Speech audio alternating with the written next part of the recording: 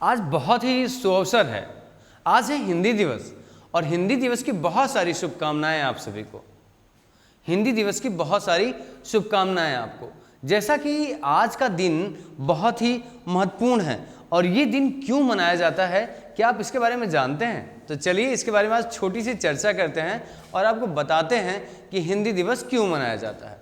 देखिए 4 सितंबर को ही क्यों मनाया जाता है हिंदी दिवस। तो दोस्तों सबसे महत्वपूर्ण बात यह है कि देखिए हुआ क्या था कि आज़ादी के बाद जब देश आज़ाद हुआ तो बहुत बड़ी चर्चा होने लगी कि हम राष्ट्रभाषा के रूप में किसे चुने। ठीक है, राजभाषा के रूप में चुने या राष्ट्रभाषा के रूप में चुने, क्योंकि आप अच्छी तरीके से जानते हैं कि भारत विविधताओं भरा देश है और ऐसे में कहा जाता है परख परख पे पानी बदले 3 परख पे बानी। तो हम ये देखते हैं कि भाषा से संबंधित अगर हम बात करें तो भारत में अनेकों अनेक भाषाएं हैं, लेकिन अगर भारत की राष्ट्रीय एकता, अखंडता और बंधुत्व को बनाए रखने की बात कही जाए तो कहीं न कहीं में भाषा पे भी सहमति लानी होगी। तो फिर जैसे संविधान सभा में अगर बात किया गया, इस पर चर्चाएं होने लगी कि आखिर हम किसे राष्ट्रभाषा के रूप में स्वीकार करें। अगर हम अंग्रेजी को स्वीकार करते हैं तो कहीं न कहीं वो दास्ता का दौर, वो पुरानी बातें या कहा जाए अंग्रेजी हुकूमत के लिखे गए इतिहास वही हमारा स्रोत बन जाएंगे। लेकिन अगर देखा जाए तो देश की लगभग 43% जनसंख्या हिंदी भाषी है। तो ऐसे में देश का इतिहास क्या हिंदी से समर्पित नहीं होना चाहिए?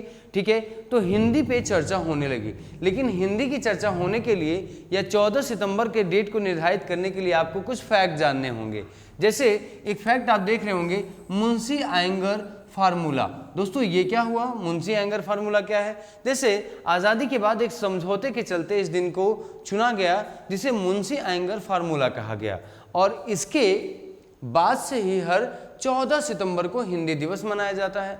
तो चलिए देखते हैं आखिर क्या है मुंशी आयंगर फार्मूला। दोस्तों देखिए, आज़ादी मिलने के बाद भारतीय संविधान बनाने की तैयारी शुरू हुई और बाबा अम्बेडकर साहब की अध्यक्षता में यह समिति बनाई गई और कहा गया कि आखिर कैसे हम अपने राष्ट्रभाषा का चुनाव करें।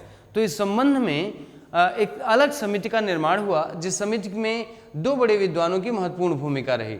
एक तो आपके हैं कन्हैया लाल मणिकलाल मुंशी। देखिए इनके बीच में अंतिम नाम आ रहा है मुंशी। ठीक है, तो क्या नाम था?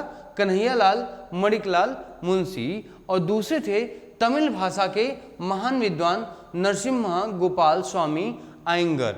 दोस्तों यही कड़ी इस समिति के नाम से जानी जाती है जिसे मुंशी अयंगर कहा जाता है। ठीक है, तो कन्हैया लाल मणिकलाल मुंशी और तमिल भाषा के विद्वान नरसिम्हा गोपाल स्वामी अयंगर, इन दोनों की समिति बनाई गई।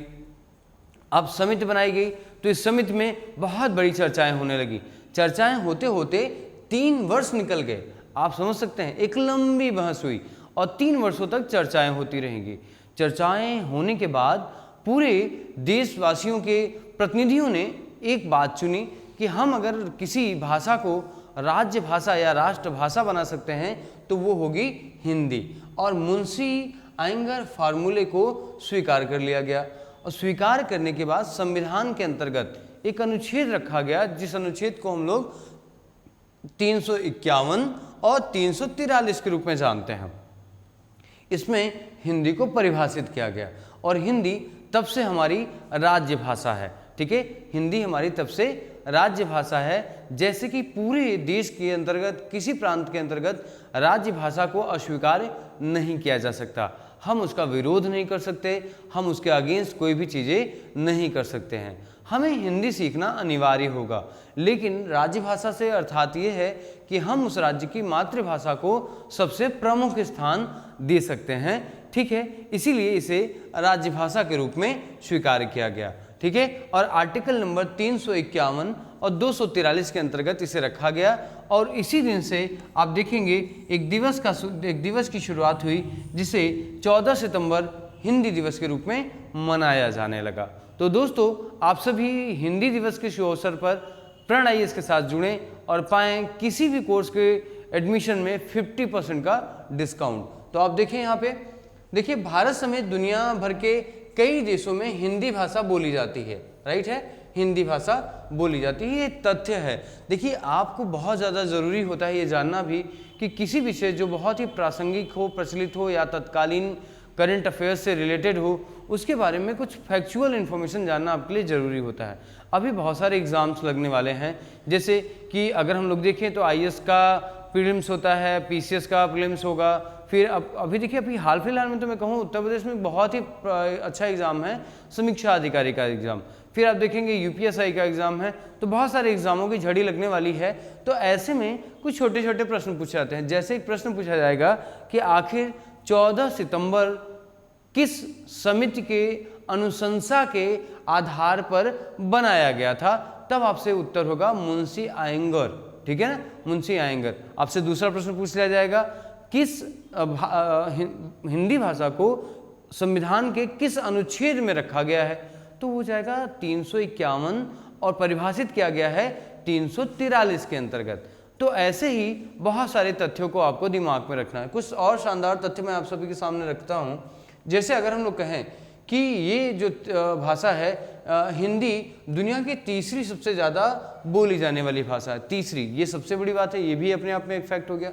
वहीं अगर हम लोग अनुपात में कहें तो पूरे जनगणना के आधार पर अगर हम देखें तो 43% लोग, 2011 की जनगणना के आधार पर अगर हम लोग कहें तो लगभग 43% लोग हिंदी बोलते हैं। अगर हम लोग देखें यहाँ पे, इसके बाद भारत में जो अन्य भाषाओं का स्थान आता है वो है बंगाली और मराठी। तो दोस्तों, हिंदी, बंगाली और मराठी के रूप में अगर देखा जाए तो भारत की ये प्रमुख भाषाएं हैं, लेकिन फिर भी आपको राजकीय भाषा के रूप में हिंदी भाषा को ही जानना है। और हिंदी हमारी निज भाषा है। निज भाषा उन्नति है सब उन्नति का मूल, है ना। जब आपकी भाषा का विकास होता है, आपके साहित्य का विकास होता है, तब आपके धर्म का विकास होता है, आपके जाति का विकास होता है, आपकी सभ्यताओं का विकास होता है, और ऐसे में हमारे देश का विकास होता है। तो जब तक हिंदी का विकास नहीं होगा तब तक आपके देश की भी विकास, देश का विकास भी वैश्विक पटल पर नहीं होगा। माना कि हमारे यहाँ की भाषा सिर्फ हमारे यहाँ तक सीमित है, लेकिन ऐसा हम अब नहीं कर सकते। हिंदी भाषा तो UNO में स्वीकार की गई भाषा है, वहाँ भी हम हिंदी में अपना वाचन प्रस्तुत करते हैं। साथ ही साथ पूरी दुनिया में फैले हमारे हिंदी भाषी लोग हिंदी में अपने भाषा का प्रयोग करके अपने तिथि त्यौहार, अपने रीति रिवाज, अपनी संस्कृति का प्रसार करके वो हिंदी को वैश्विक भाषा बनाने का प्रयास कर रहे हैं। तो आप भी सम्मान का विषय है कि अपनी भाषा का प्रयोग करें। कभी आपको अपना ऐसा अपमानित नहीं होना चाहिए कि आपको हिंदी आती है, अंग्रेजी नहीं। अंग्रेजी उनकी, यूरोपियंस की, अमेरिकन्स की अपनी भाषा हो सकती है। माना कि इंटरनेशनल भाषाओं का ज्ञान होना आपको आवश्यक है, लेकिन हिंदी भाषा का विकास, हिंदी भाषा के प्रति सम्मान बनाए रखना आपके लिए और आवश्यक है। क्योंकि मैंने फिर से आपको एक लाइन के साथ कहूँगा कि निज भाषा उन्नति है सब उन्नति का मूल। तो बहुत बहुत धन्यवाद। Thank you very much. आप सभी को हिंदी दिवस की शुभकामनाएं। धन्यवाद।